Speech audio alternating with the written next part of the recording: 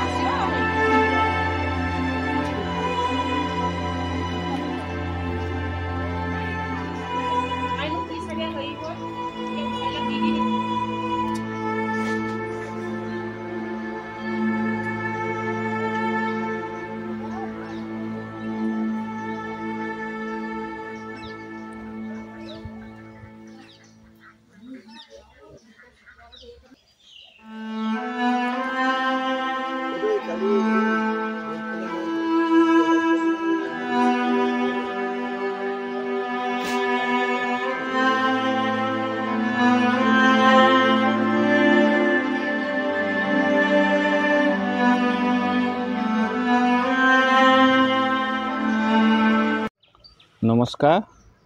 ৰাইজসকল দেখিছে মোৰ দুৰৱস্থা আজি পুৱতি নিশা 4:30মান বজাত আমাৰ ঘৰত অগ্নিকাণ্ড হৈ বিস্তৰ ক্ষতি হয়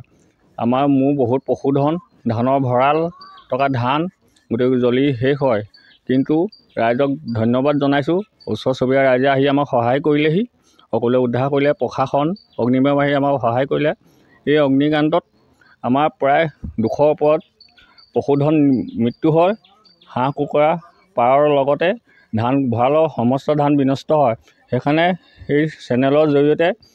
চৰকাৰক আৰু লগত প্ৰশাসনক অনুৰোধ জনাইছোঁ এই আমাৰ দুখীয়া পৰিয়ালটোক যেন উদ্ধাৰ কৰে এই আপোনালোকৰ ওচৰত মোৰ বিনম্ৰ প্ৰাৰ্থনা অগ্নিকাণ্ড কেনেকৈ সংঘটিত হ'বলৈ পালে এই অগ্নিকাণ্ডৰ কাৰণ মানে কি মই ৰাতিপুৱা 4:30 বজাত উঠি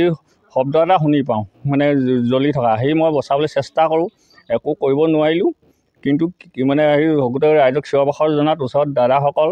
সকলোৱে আহি স্থানীয় ৰাইজে সহায় কৰেহি কিন্তু মোৰ ফাৰ্মত থকা হাঁহ কুকুৰা